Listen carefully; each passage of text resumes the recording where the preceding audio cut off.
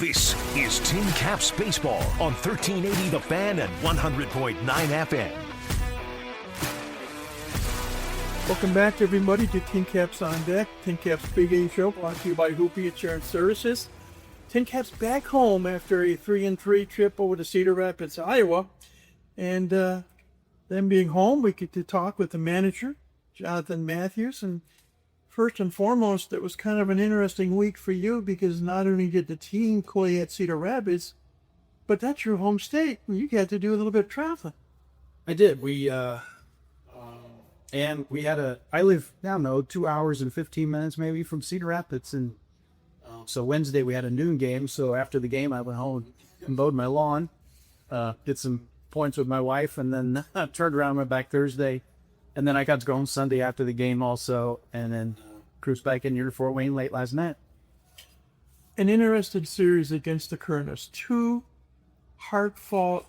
heartbreaking losses on Tuesday and Wednesday when they get the 2 solo home runs of the 7th, they cut from behind it, and they win 3-2, I believe it was. And then briefly talk about the tough ninth inning on Wednesday where Clay Edmondson is trying to nail down the save, and the inning began with a miscue defensively, and everything went south after that.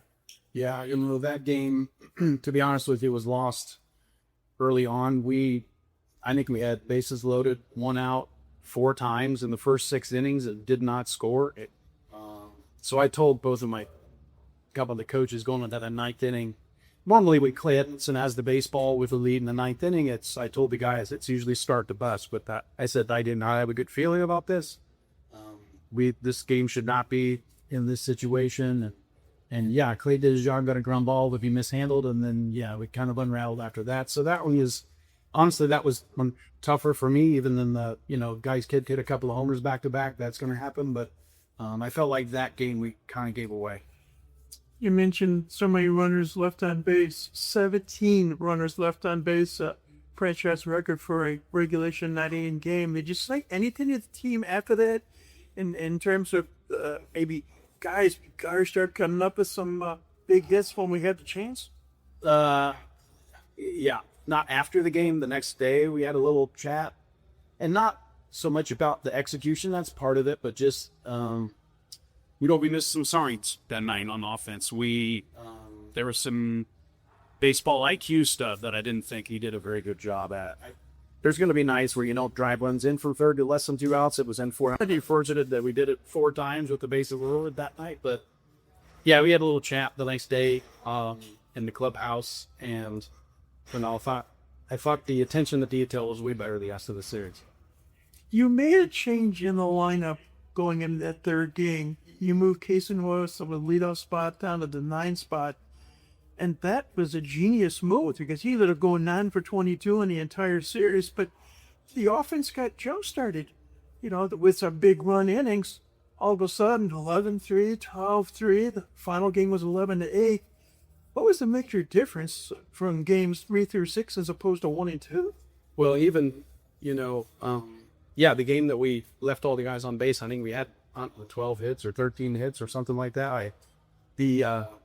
Our old hitting coordinator used to always tell me it's the hitting coach's job to get hits and it's the manager's job to get the runs. And so, but yeah, Kason, other than the first inning, he's going to hit right in front of the top of the order again. And so he can run, he can do some things on the bases. And I like him either at the top or the bottom because after the first inning or so, it's all kind of the same. But the guys swung the bat really well. They slugged.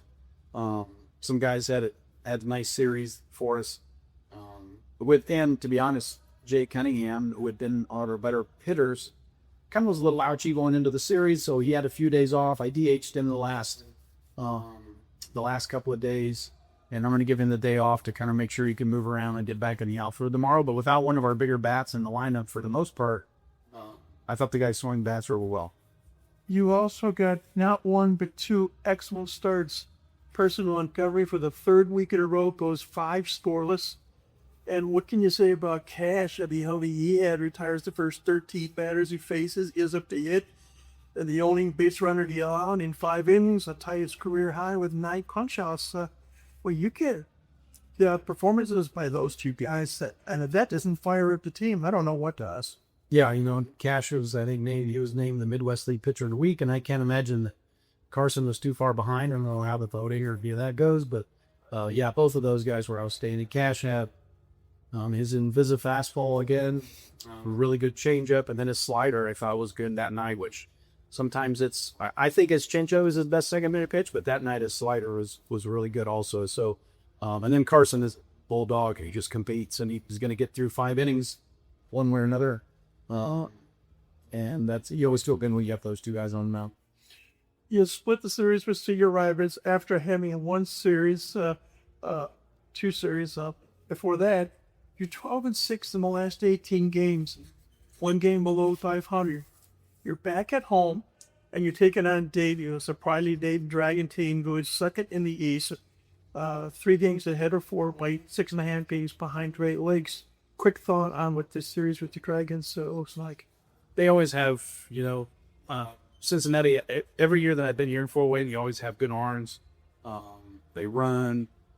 So, we're kind of chasing them in the standings. So I'm expecting it to be a competitive week. But I always lean more towards our guys executing what they're trying to do more so than worrying about who the opponent is, because we've got things that we've got to go out and execute regardless of what color jersey the other team's wearing. So, but yeah, Dayton always has big arms, and they like to run. So we'll, I think it's going to be competitive. As always, thanks for the time. Thank you. That's manager Jonathan Mathews. Back with more in a moment on the Tin Caps Radio Network. Podcasts by Federated Media.